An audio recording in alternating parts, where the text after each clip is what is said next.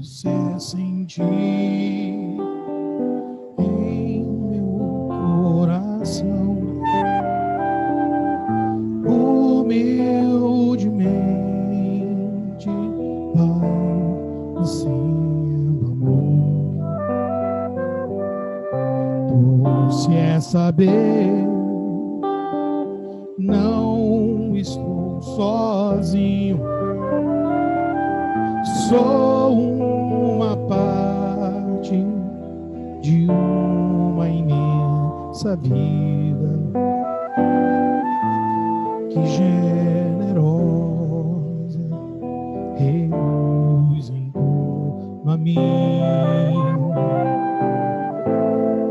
imenso dom do teu amor sem fim. O céu nos destes e as estrelas claras, o irmão sol e a irmã, nossa mãe terra, com frutos, campos, flores, nosso irmão vento, guarda a pura, fonte de vida, de tua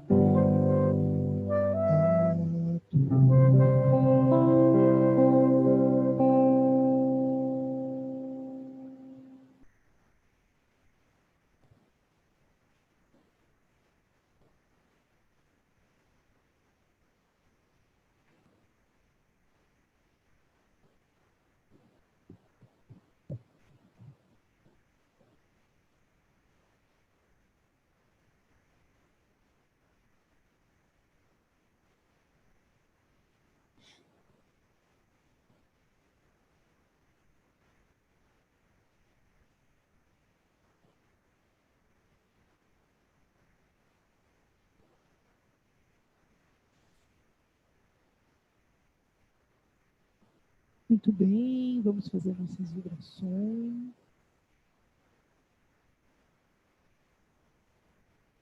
Vamos sentar confortavelmente na cadeira.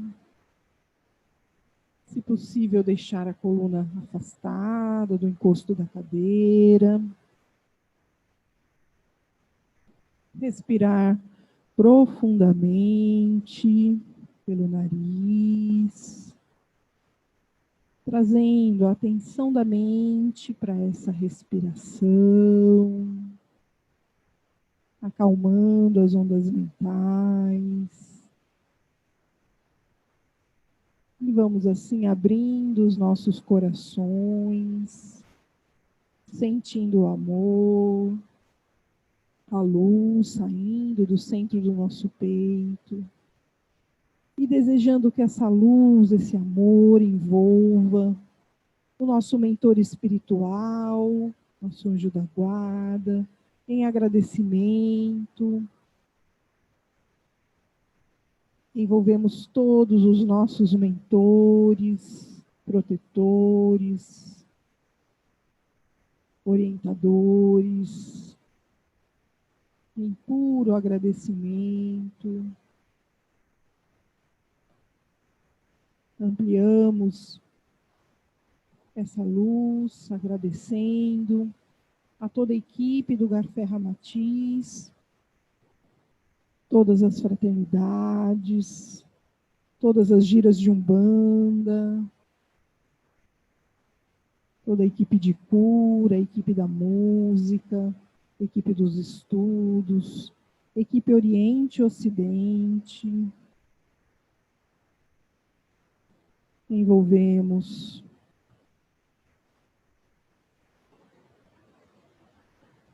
nosso mestre Ramatiz,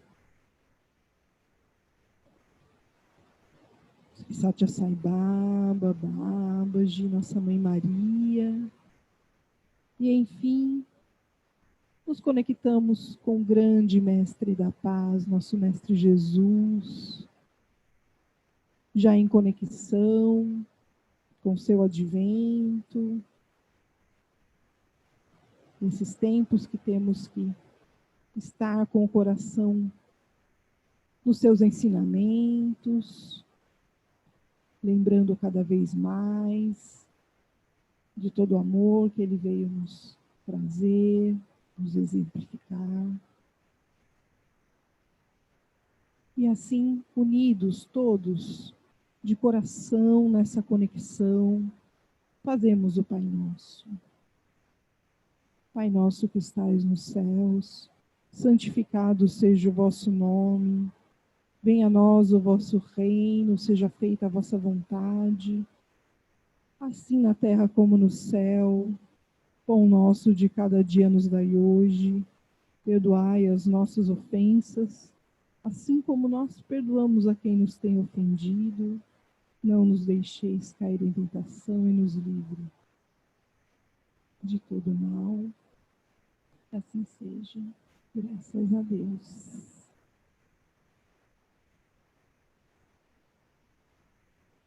Graças a Deus. Então, hoje teremos a continuação dos estudos Ramatiz que temos feito, né? Hoje fazendo a segunda parte do estudo do perispírito, com a questão do corpo mental.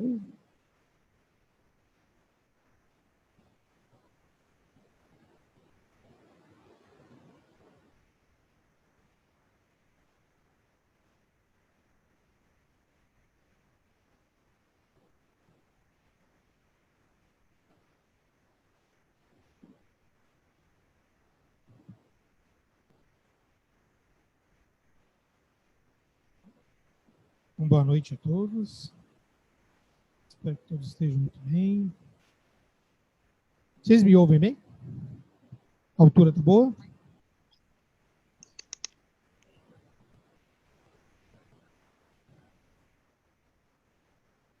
Tá boa. Tranquilo? Cássia só está colocando a imagem aqui mais perto para a gente ver a...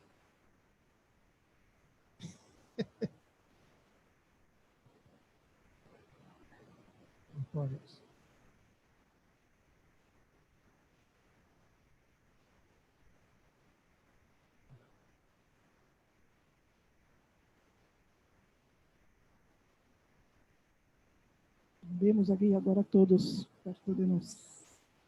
Então, mais uma vez, boa noite a todos.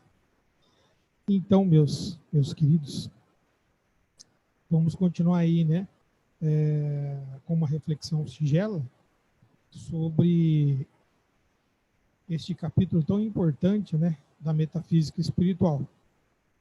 E quando nós falamos de perispírito, e a Cássia nos trouxe, através das conceituações amatizianas, né, parte, né, do perispírito, que é um equipo de dois corpos, né?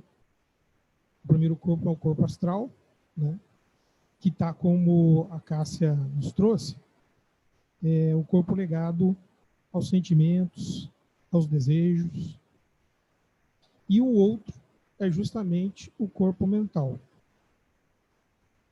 Se a gente pensar em termos de fisiologia espiritual e de anatomia espiritual, o corpo mental, segundo a descrição do Ramatiz, ele é um ovoide, né?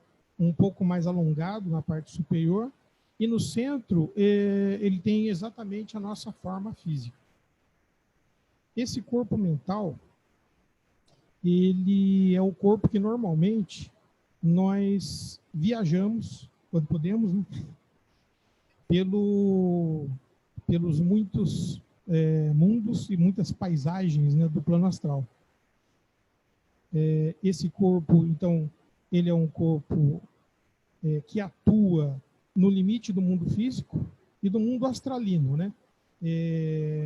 Uma parte dele, que é chamada de mental concreto ou mental inferior, é justamente mais ligado às formas, ligado mais ao mundo, vamos assim, objetivo, e está associado, então, a essa dimensão da cognição, da racionalidade, da lógica.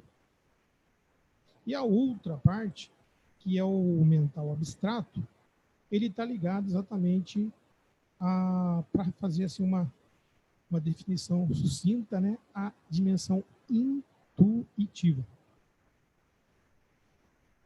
Então, quando a gente pensa no corpo mental, a gente pensa nessas duas dimensões, e lógico, né, pelo andar da carruagem civilizatória, né, a gente está muito mais no mental inferior, né, do que no mental superior. Vamos dizer assim, que é muito mais fácil para a gente usar, num certo sentido, o nosso equipo perispiritual na dimensão do uso da racionalidade, eu vou colocar entre aspas essa racionalidade, do que da intuição. Digamos que a racionalidade, ainda que também imperfeitamente utilizada, né, ela é mais contínua, enquanto que a intuição ela é mais pontual, né, mais esporádica.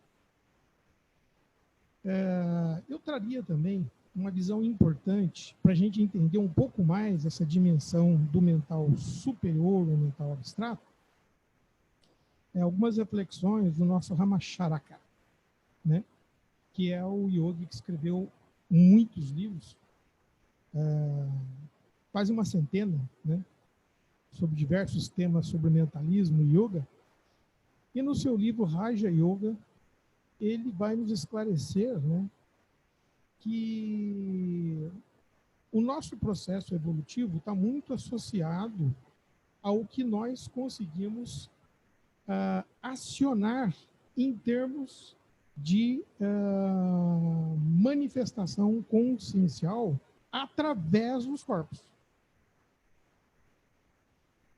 Então, de acordo até mesmo com a maior parte dos yogis, esse processo evolutivo, que se dá na medida em que nós vamos acionando os corpos, por fim consiste numa sensibilização progressiva da nossa, eu vou dizer assim, da nossa centelha divina, como se nós possuíssemos uma centelha divina, não como se nós fôssemos uma centelha divina.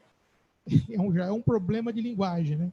Quando a gente fala de nós mesmos como centelha divina, a gente fala como se fosse, digamos assim, diferente de nós. É como se nós estivéssemos nos transformando numa centelha divina. E, na verdade, nós somos uma centelha divina que progressivamente vai ganhando maior espaço de manifestação consciencial na medida em que nós vamos aperfeiçoando esses veículos. Tá claro?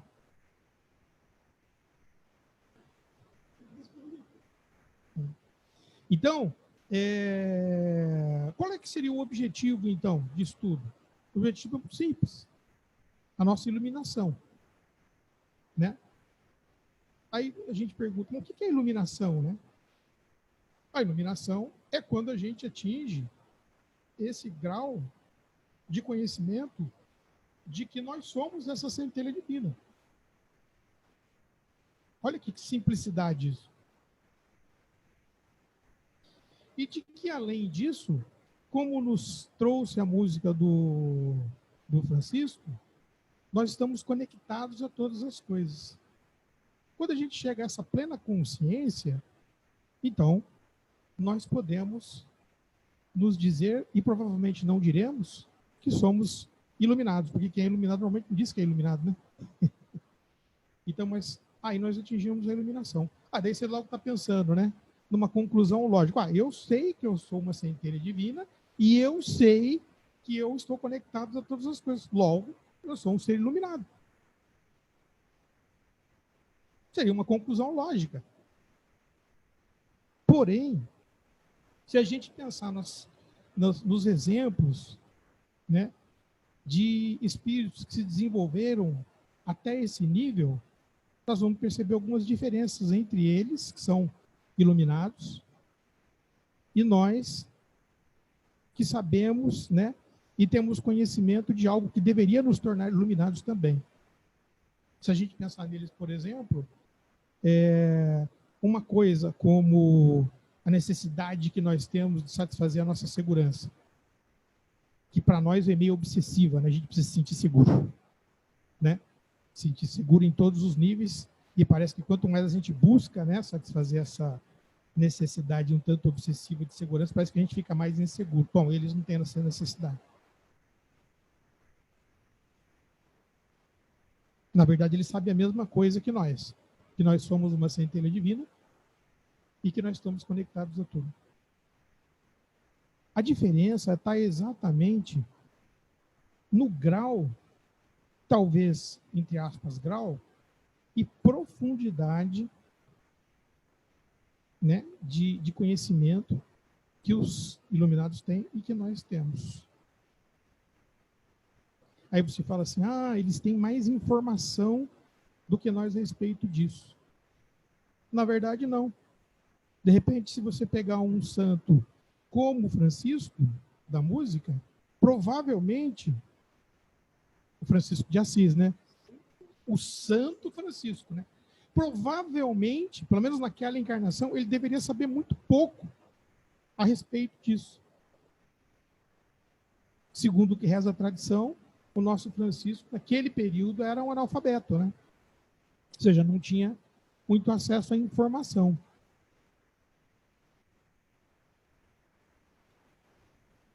E aí? Exatamente, né, gente? É um tipo de conhecimento que vai além da mera racionalidade. E eu estou dizendo mera racionalidade como se fosse pouca coisa, né? Mas, na verdade, a racionalidade é muita coisa. Porém, para se atingir um conhecimento desse tipo, metafísico, ela é uma mera racionalidade. E nós sabemos isso de forma intuitiva, né? Porque a gente sabe de tudo isso. Não, nós estamos conectados a tudo, nós somos uma centelha divina. Todavia, nós nos comportamos não como uma centelha divina. E também não como se estivéssemos conectados a todas as coisas. Correto? Acompanham esse raciocínio? Sim. Então, apesar... Eu pedi para repetir, né? Então, vou repetir. Então, apesar da gente ter essa consciência de que nós somos uma centelha divina e de que nós estamos conectados a todas as coisas, nós não nos comportamos de acordo com esse conhecimento. Correto? Então, isso, na verdade, segue todo um processo. Se nós pensarmos no início do nosso desenvolvimento consciencial, quando ainda nós não tínhamos a racionalidade que nós temos hoje, e ao mesmo tempo que está um pouco distante da espiritualidade que nós pretendemos ter, que aí agora eu volto lá no Ramatiz do comecinho, no mental superior abstrato, nós nos sentíamos como um corpo. Quando a gente pensava na nossa realidade ontológica, aquilo que nos torna essencialmente o que nós somos, era a relação do corpo que definia isso. E os apetites do corpo, e as paixões do corpo. Então, os selvagens, eu vou colocar nesses termos, né? Também entre aspas, os selvagens, né? Eles se identificavam com o corpo. Então, a satisfação dos prazeres sensoriais é basicamente a regra do viver. Porque não tem esse elemento racional. Então, eu estou identificado com o quê? Com aquilo que nos trouxe a Cássia através do Ramatiz, ou o corpo astral, o corpo dos desejos. Aí você diz, bom, mas nós já somos civilizados, portanto, nós estamos identificados com o nível mais do pensamento e da razão. Segundo o Ramatiz, em alguns casos sim, em alguns casos não. Talvez a maioria não. Esse é o maior problema, né? Porque você pega E aqui eu vou fazer uma afirmação tipicamente ramatiziana, que costuma ser um pouco dolorida, né? Ele diz assim, bom, se você pega um Zulu Tantan, né? E ele, com a sua, digamos assim, prática cultural antropofágica, né? Ele guerreava. E depois, né? O seu opositor, tendo sido derrotado, se transformava também numa fina iguaria, que ele iria, né, abastecer o seu ser. E ele entendia que ia, além de alimentar o corpo, né, vamos dizer assim, entre aspas, o que eu vou dizer, e alimentar também a sua força espiritual, aquela coragem daquele outro guerreiro ia passar para ele. Aí o Ramatiz diz, bom, se você pega hoje o Zulu Tantan de terno e gravata, né, o civilizado, ele transforma o seu irmão menor também numa fina iguaria, né, mas não é para trazer a coragem dele, é só por prazer. Então, ou seja, nós também temos na civilização uma identificação forte com o corpo astral. Quando nós atingimos o nível do desenvolvimento do corpo realmente mental, ainda que seja inferior, então nós passamos para outro nível. Esse nível é o nível aonde a gente poderia encontrar alguma exemplificação, né, talvez imperfeita, nos filósofos racionalistas, para quem a razão, né, é o ponto de partida, é o sustentáculo, é o final de tudo, né? Então, nesse ponto, a gente não se sente mais como um corpo, mas nós nos sentimos como uma mente. Não raro as pessoas que estão nesse estágio, elas, ao estudarem ou fazer alguma atividade mental, elas até esquecem que tem o corpo. Correto? Mas nesse ponto, nós temos também uma experiência interessante, porque no mental inferior, que é essa racionalidade, não por existencial. Curiosamente, né, que não ocorre com o selvagem.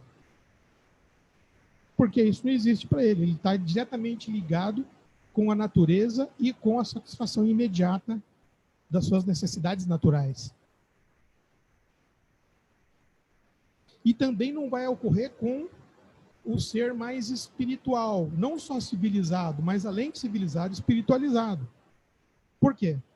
Porque ele reconhece a limitação da mente, a limitação do mental inferior. Claro, quando a gente fala então do mental superior, e aí nos ensinarão os yogis, né, é do mental superior como um corpo que vai mediar, de fato, a centelha divina, que agora já se manifesta num nível muito mais alto, não só como um ser físico, não só como um ser racional, mas efetivamente como um ser espiritual. Na tradição hinduísta seria mediar, então, o corpo átmico e o corpo búdico. É nesse ponto que nós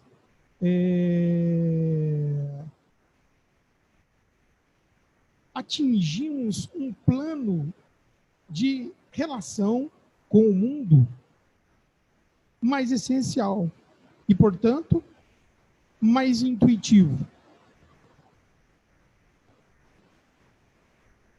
Percebe a sutileza? Então, é nesse ponto que, ao atingir um plano de percepção mais intuitivo, é que eu passo a comandar o corpo e a mente. E é nesse ponto que os yogis vão nos ensinar a diferença entre a vontade e o desejo. Porque enquanto eu estou lá no corpo astral, é só desejo. Enquanto eu estou no nível da racionalidade, também o desejo predomina. Olha só, se eu não tiver me adiantado. Porque, veja bem, imagine o que a gente está vivenciando. Não vamos pegar nenhum exemplo da política, que é tão do agrado de todos nós, para a gente começar logo um quebra-pau, né? Para satisfazer o desejo do quebra-pau, né? Vamos pegar um exemplo qualquer, né? Se eu desejo, né, digamos, um exemplo um pouco drástico, eliminar uma pessoa da face do planeta Terra porque esta pessoa não me encanta, né? Então, é um desejo irracional, mas, digamos assim, num chamado imperativo hipotético, a racionalidade pode vir depois. Por exemplo, eu vou começar a justificar por que seria bom eliminar esta pessoa. Começa um processo racional secundário, né? Se eu não consigo convencer racionalmente as pessoas que eu deveria eliminar uma certa pessoa especificamente, aí eu vou tentar fazer isso de maneira racional.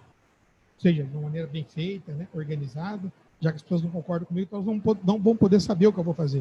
Então eu vou ser o mais racional possível. Ou seja, né, me transformo num psicopata nesse caso, né? Que no fundo é dominado pela paixão, né? Só que secundariamente ele usa a razão. Quando a gente está mais aperfeiçoado, então a gente usa a razão primeiro. A gente determina o que é certo primeiro, né? Então eu digo, bom, matar é errado. Eu entendo racionalmente isso. E aí, isso é o que eu tenho que seguir. Então, seguir o imperativo categórico e não hipotético. A razão sempre primeira. E aí, então, eu vou me permitir fazer isto ou deixar de fazer isto, né? Pela minha orientação racional. Certo? Errado. Por quê? Porque a razão não tem essa força. Nós sabemos disso. É fácil, né? Se a gente pensa no dia a dia da nossa vida, a gente tem uma série de coisas que a gente sabe que não deveria fazer racionalmente. A gente justifica logicamente. A gente pode fazer um discurso de 2 horas sobre a certeza de um conhecimento ético adequado para uma determinada situação. E aí a gente vai lá e faz exatamente o contrário daquilo. É o desejo dominando a mente. É o corpo astral dominando o mental inferior. Que eles estão ali, ó, coladinho, né? O corpo astral e o mental inferior. Então, o que acontece? O que acontece é que a nossa fortaleza vem do mental superior. E a fortaleza que vem do mental superior, nós a denominamos, nós, digo, os yogis e também os filósofos clássicos, principalmente da escola estoica, Zenão de Cício, a vontade. A vontade é algo, é um atributo, é uma qualidade eminentemente espiritual. Quando o meu mental superior está resplandecendo, então minha vontade está resplandecendo, e eu me torno senhor da minha mente. E eu me torno senhor dos meus desejos. Eu não elimino meus desejos. Eu não elimino a minha mente. Porque ela é parte constitutiva do meu processo evolutivo. A minha centelha divina veio sendo, entre aspas, sendo despertada do sono espiritual no corpo astral e despertada no corpo mental inferior e agora despertada no mental superior. E aí, quando ela desperta no mental superior, é a vontade que predomina. Essa vontade que os estoicos diz, né? Que nos torna capazes de escolher entre o vício e a virtude.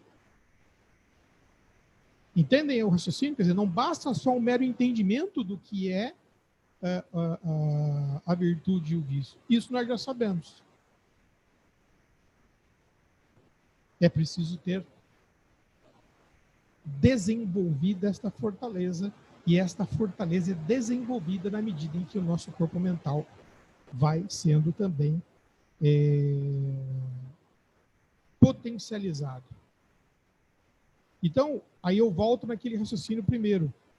E agora acho que fica mais claro. Quer dizer, quando eu digo que eu sou uma centelha e que eu sei que eu estou ligado a todas as coisas como uma centelha divina, né? Eu sou um iluminado. Só que não, né? Por quê?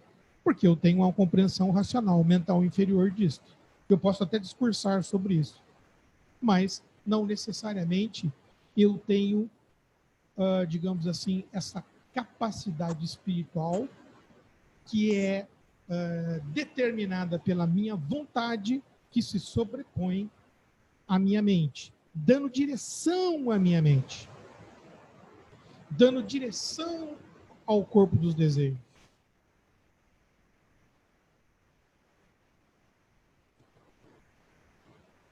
Fica claro? Então, claro que para eu, então, entrar nessa sintonia do corpo mental superior, eu preciso da chave do espírito, né? E essa chave do espírito é obtida através de várias formas, até mesmo de formas espontâneas, né? Na medida em que eu vou amadurecendo, vou me cansando dos estágios anteriores, né? Meu espírito vai se cansando, eu vou abrindo a porta naturalmente, né? Aquele pessimismo da minha racionalidade, né, que não encontra resposta para um monte de coisa, por quê? Porque a resposta está no nível mais alto, que eu não acesso só logicamente, eu preciso entrar, vamos dizer assim, no conhecimento atemporal desta realidade, né? Então, e se eu vou me cansando nesses estágios, meu espírito vai ficando mais aberto para os outros, sem, é claro, e sem prejuízo do sofrimento. O sofrimento vem mesmo. Né? Não é simples, né? Então, você tem aí na filosofia exemplares como Nietzsche, né? Como Schopenhauer, na literatura, Victor Hugo, né? Com esse pessimismo intelectualista, né? Quer dizer, já que eu não consigo explicar, então, o limite do meu conhecimento está na razão, e não é o que nos dirão os nossos iluminados, né? E quando a gente pensa no iluminado como Buda, que chega à consciência, né, da sua primeira verdade, que a vida é sofrimento, isso não é uma reflexão filosófica, né? Ele não fez ali um caminho lógico. Ele teve uma percepção de profundidade, assim como nas suas outras demais verdades, verdades primeiras, né? E depois no exato, 4 nobres verdades. E depois no óctuplo caminho também, não é uma análise lógica, o reto pensar, o reto meditar, a reta atividade, a reta meditação, é um conhecimento intuitivo que vem direto do espírito e que depois, lógico, passa pela, vamos dizer assim, materialização racional, lógica, que torna possível a comunicação desta verdade. E mesmo esses iluminados, citei o Buda, mas, né, quando vão falar, então, desta conexão com o todo, porque essa conexão do todo está ligada diretamente ao fato de que nós temos um Criador uno, nem eles conseguem falar com clareza desse Criador uno. É sempre metaforicamente, né? Então, ele é como o mar profundo, como o espaço infinito. É sempre por comparação, mas nunca o que é ele, né? Eles têm essa experiência porque atingiram exatamente esse plano do mental superior, num nível, vamos colocar assim, diferente do nosso, porque também nós acessamos o mental superior quando nós apresentamos as nossas intuições, né? Quando nós conseguimos perceber a importância da manutenção do bom pensamento e conseguimos fazer isso prosperar, é o nosso mental superior que está nos fornecendo a força de vontade para nos manter na linha do pensamento positivo. Quando uma paixão nos assola, e as paixões nos assolam, né? Digamos a paixão da vingança, da inveja, e quem não é assolado por uma paixão, né? Os 6 inimigos, né? Quer dizer, a luxúria, a ganância, né? a malícia, o apego, o orgulho, né? Quer dizer, os 6 inimigos sempre nos assolam. E aí, quando nós estamos nesse mental superior, nós conseguimos entender como nós entendemos pelo mental inferior, usando a reflexão. Mas mais do que isso, nosso mental superior nos fornece a força para nos mantermos numa linha ascensional. Não dizendo assim, não, essa paixão não existe. Não, essa paixão existe, só que eu consigo sobrepô-la. Eu consigo escolher, como nos ensinará, né, o eminente Viktor Frankl, na sua logoterapia, haveremos de escolher aquilo que queremos sentir diante do desafio interno das nossas paixões ou do desafio existencial. Trata-se do mental superior.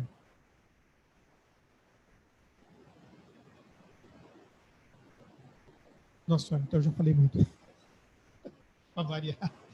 Então, né, pessoal, claro, a gente, na medida em que aciona esse mental superior, aí é que nós podemos manifestar as qualidades, até inclusive, do nosso mental inferior.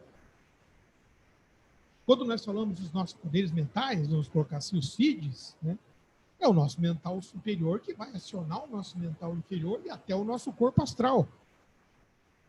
Na fenomenologia mediúnica. Correto? De maneira, digo eu, construtiva. Então, se eu sei que a força do pensamento, que segundo o que reza a ciência atualmente, né, é mais rápida, né, como energia do que a própria luz, 300 mil quilômetros por segundo, quer dizer, vai além disso, do que a velocidade da luz, ela tem intensidade, o pensamento, ela tem duração, ela tem cor. Então, nós podemos construir o universo com o pensamento. E, de fato, se nós pensamos na obra Vida Além da Sepultura, de Ramatiz, o que os espíritos são treinados na coluna do Grande Coração? Exatamente por conta da força da vontade de manada do espírito, mediada pelo mental superior, construir no plano astral as formas vegetais que nós poderemos depois apreciar materializadas aqui no mundo material. A operação da vontade espiritual dos integrantes da coluna do Grande Coração produz exatamente a beleza natural que nós podemos enxergar, por exemplo, no nosso país.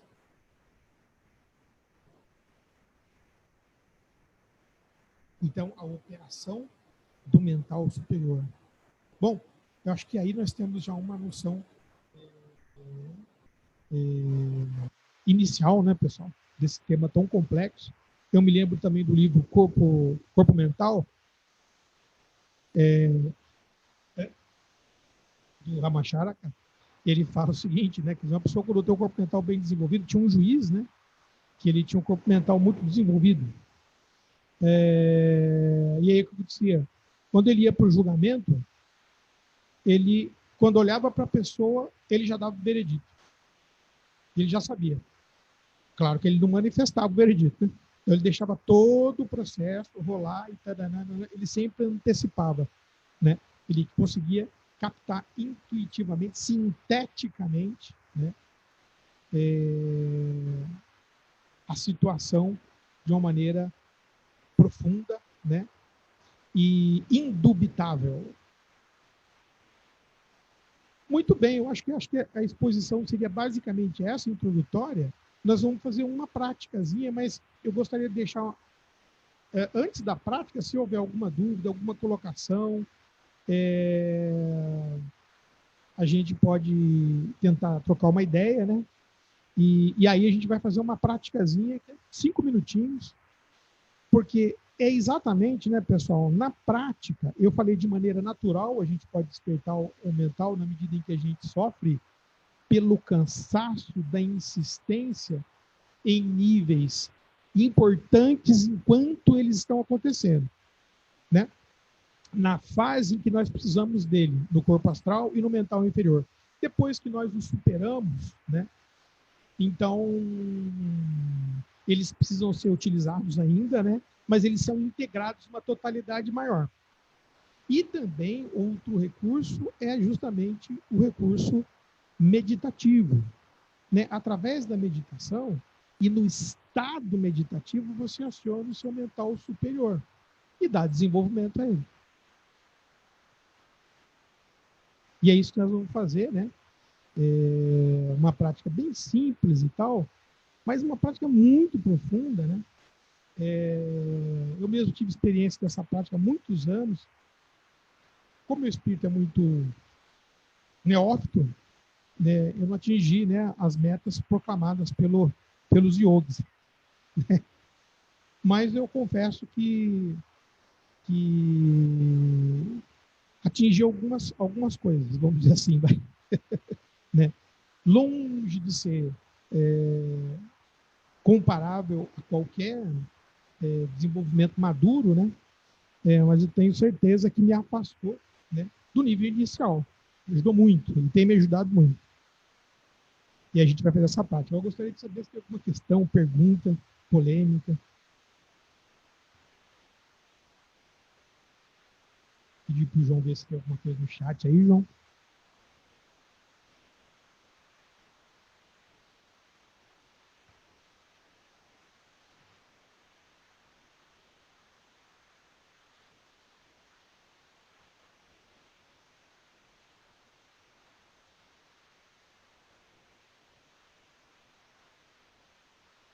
Tranquilo?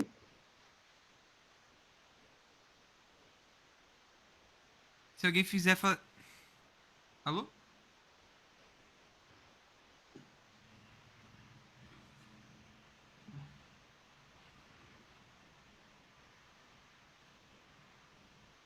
Tá me ouvindo?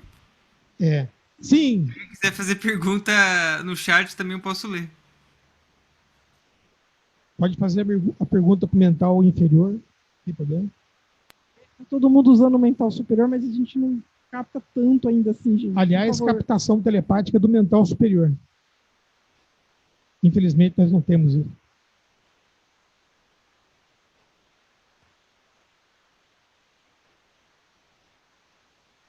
Acho que não vai ter pergunta, então. Então, beleza. Então, é isso, né? O mental superior é essa dimensão que depois do melhor estágio da nossa racionalidade, onde a gente aprendemos a utilizar um plano lógico, nós avançamos para esse mundo intuitivo, sintético, aonde nós vivenciamos esta noção de que nós somos uma centelha divina de uma maneira profunda e intransferível. E vivenciamos esse sentimento de pertencermos a uma totalidade de uma maneira única e também intransferível, né? Nos termos em que nós vivenciamos. O que se faz e que os mestres fazem é fazer com a linguagem algumas aproximações para que nós entendamos, né? E na medida em que nós próprios vamos buscando, nós também vamos adquirindo um tipo de vivência e, num segundo momento, a gente vai trabalhar essas vivências para poder transferi-las, né? Para quem a gente vai comunicar alguma coisa. Mas se trata de uma vivência profunda e daquilo que os nossos yogis chamam de realização do conhecimento, né? Numa consciência profunda, né? Da realidade que nos constitui e da realidade que nos constitui no universo de relações em que vivemos. Então, eu vou convidar todos, nesse instante, para a gente fazer uma pequena vivência. Vamos fechar nossos olhos. O estado de meditação, dizendo assim de maneira bem simples, ele é constituído por duas coisas, basicamente. Primeiro, um afastamento das nossas percepções sensoriais, que os nossos yogis vão chamar de pratyahara, abstração dos sentidos. E num segundo momento, o relaxamento do nosso corpo e aí, consequentemente, a tranquilização da nossa mente. Então, é esse o estado que nós buscamos inicialmente. Quando nós atingimos esse estado, a gente começa, então, a nossa meditação, que passa pelo dharana, que é uma concentração específica. Né? Essa concentração vai adquirindo profundidade, se converte, então, num dhyana, que é a meditação. E o conjunto de tudo isso, na tradição, chama samyana. Então, nós, com os olhos fechados, nós vamos fazer a vivência de buscarmos essa nossa realidade de centelhas divinas, que nós sabemos racionalmente, mas que nós precisamos experimentar espiritualmente. Nós vamos tranquilizando,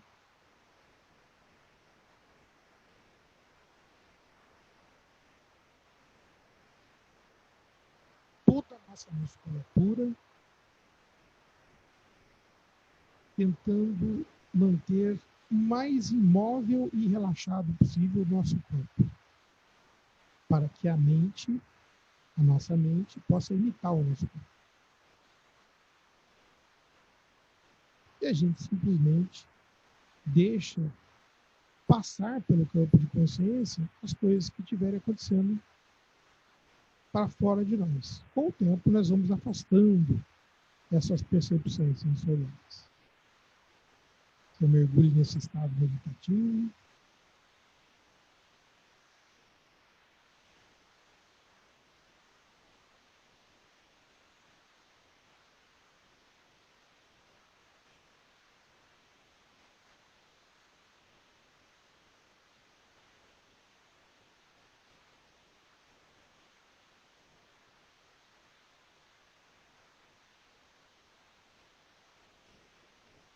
Simplesmente relaxa o corpo, relaxa tranquilizamente. Deixe os pensamentos simplesmente passar, né, pelo campo de consciência, sem que você dê atenção a eles. Volte sua atenção para o estado de relaxamento do corpo e da sua mente.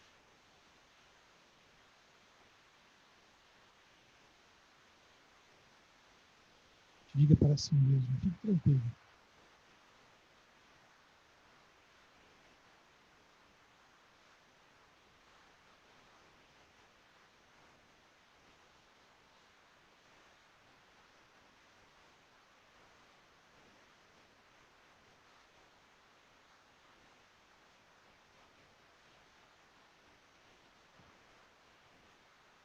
Agora, você vai mentalizar, então, de acordo com a descrição de Ramatiz, o seu mental superior, que é um ovoide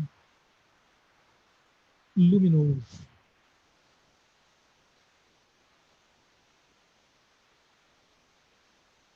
Se veja totalmente envolvido por esse ovoide luminoso e sinta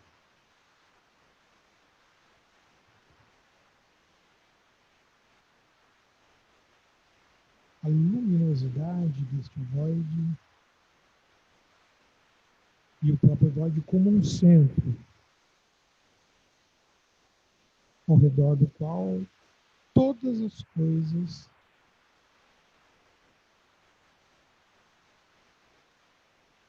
estão colocadas.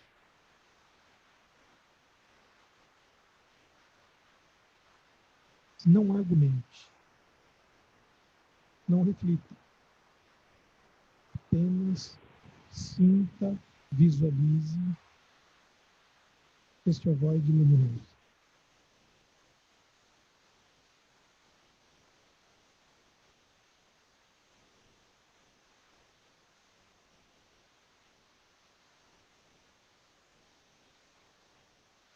Volte sempre sua atenção para este centro.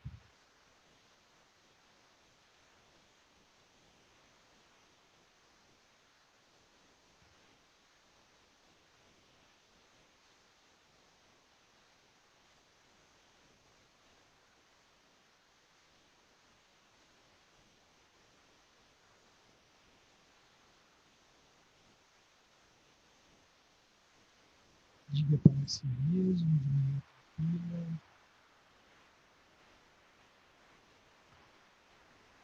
eu sou um centro de conhecimento, vida e alegria.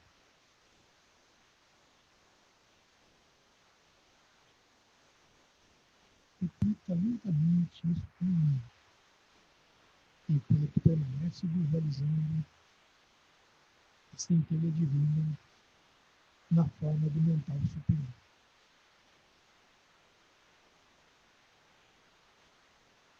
Eu sou um centro de conhecimento, de vida e de alegria.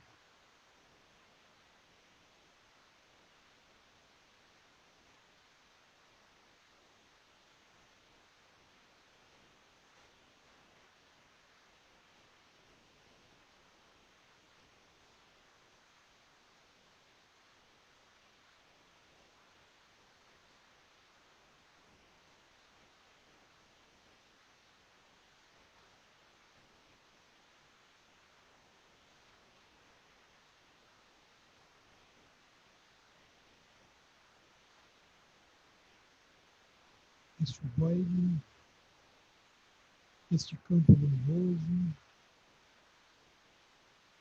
que sou eu, como um centro de conhecimento, de vida e de alegria,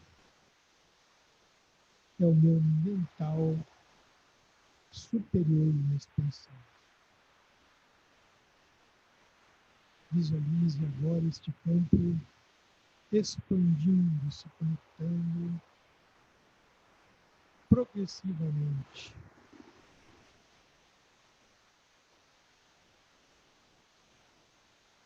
com o espaço onde você se encontra, tomando todo o espaço do ambiente onde você se encontra,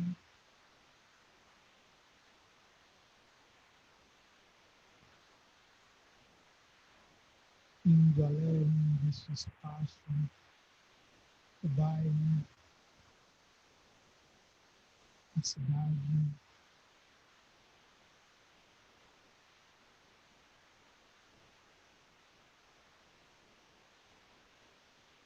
o estado,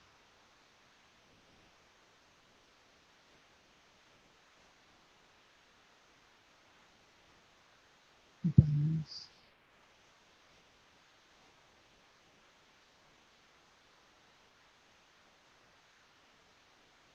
o continente, o planeta. Eu sou mental superior e inexpressivo. Continue. Eu sou meu mental superior e inexpressivo. Continue a expandir.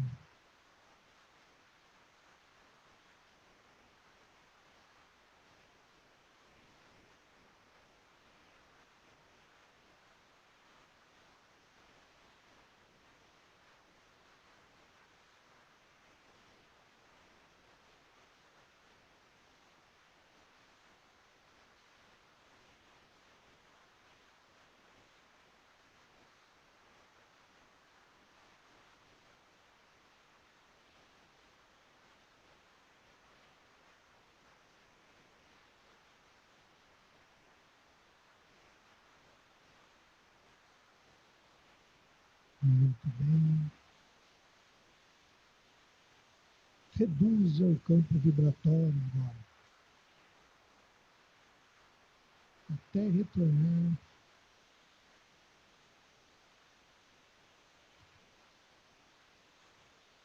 mais próximo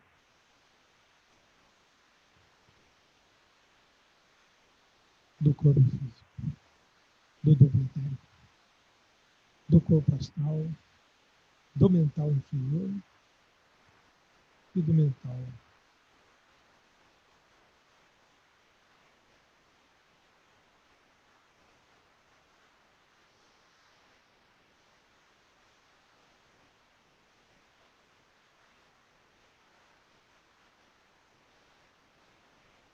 Muito bem.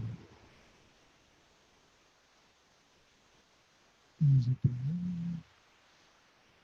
Então, esse é um exercício que nós podemos fazer diariamente.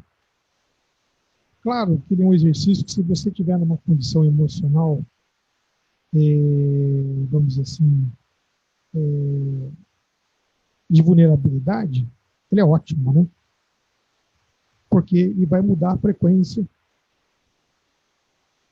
tá? Mudar a frequência que naquele momento do corpo astral vai estar muito alta, vamos dizer assim, e do mental inferior vai estar muito alta, você vai estar se sentindo mal e pensando, vamos dizer assim, construindo raciocínios negativos, né? Então, quando você vai expandindo o seu mental superior, você vai saindo dessa frequência e você vai saindo daquele padrão. Correto? Então é ótimo. Mas realmente o propósito desse exercício não é esse, por incrível que pareça. O propósito é exatamente tomar consciência de quem nós somos. Né? Independente da gente estar se sentindo mal ou não, né? É uma prática que vai justamente nos colocando em sintonia com essa realidade do nosso ser. Daí nós nos lembrarmos, né, que a prática meditativa, para não ser adármica, ela não pode colocar como principal, né, atingir um objetivo pessoal. Pode ser utilizado para isso. E nem para resolver um problema. É claro que nós vamos acabar resolvendo um problema e nós vamos atingir um objetivo, mas o essencial é justamente o conhecimento que essa experiência vai dando na nossa integração com o todo a partir de uma consciência profunda de que nós somos uma centelha de vida. Eu queria agradecer a oportunidade, desejar um ótimo final de ano, um Feliz Natal, um mental superior expandido, né? E um Feliz Ano Novo também, né? E o ano que vem continuamos aqui o nosso trabalho. Obrigado a todos. Então, só uma informação para os alunos, né, que vão depois assistir essa aula e estudar essa aula, o João sempre equaliza para fone de ouvido, então realmente já fica um pouquinho mais baixo o som. Então, procurem ouvir depois com fone de ouvido, que daí fica um pouco melhor de ouvir e entender, tá bom?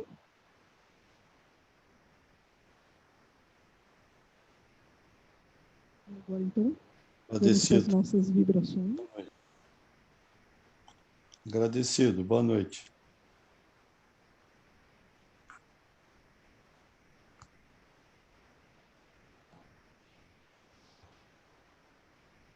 E daí depois o Marcelo também vai passar por escrito essa mentalização para os alunos, para eles estarem praticando também, tá bom?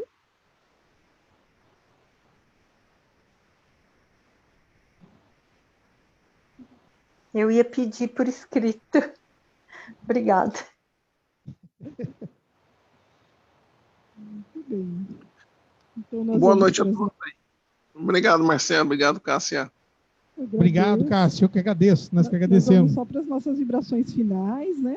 Aproveitando toda essa conexão de coração, né? Deixando nossas melhores vibrações a todo o plano espiritual, para que seja elevado a todo o nosso planeta Terra, no plano espiritual, todo o umbral, Vale dos Suicidas, hospitais de refazimento, de acolhimento, a todos os países em calamidades, guerras, conflitos, ao nosso Brasil,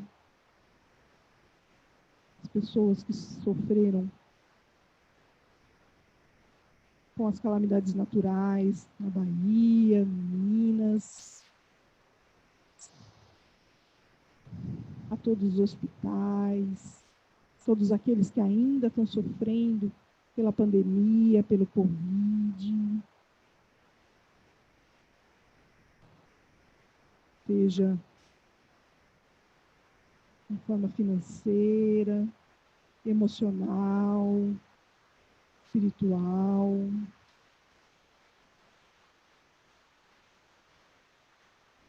Vibramos assim.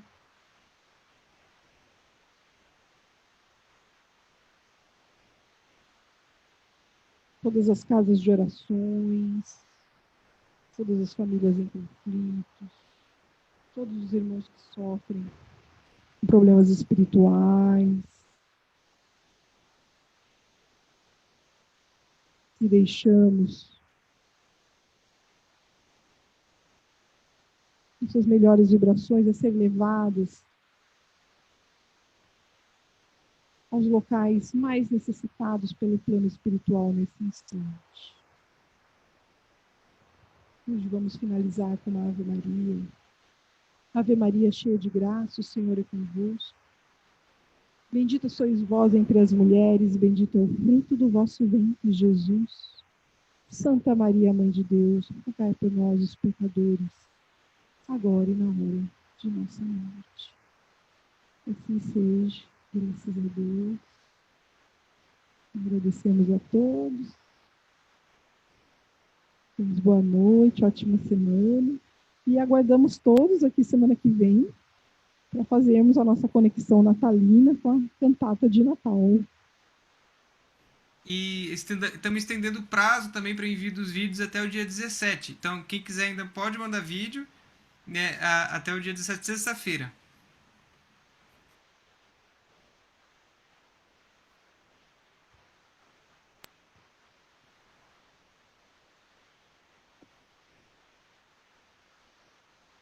Boa noite. Boa noite, obrigadão. Boa noite, obrigado. Valeu, boa noite, agradecido. Obrigado, Boa noite boa para noite, todos. Renato. Boa noite. Boa noite.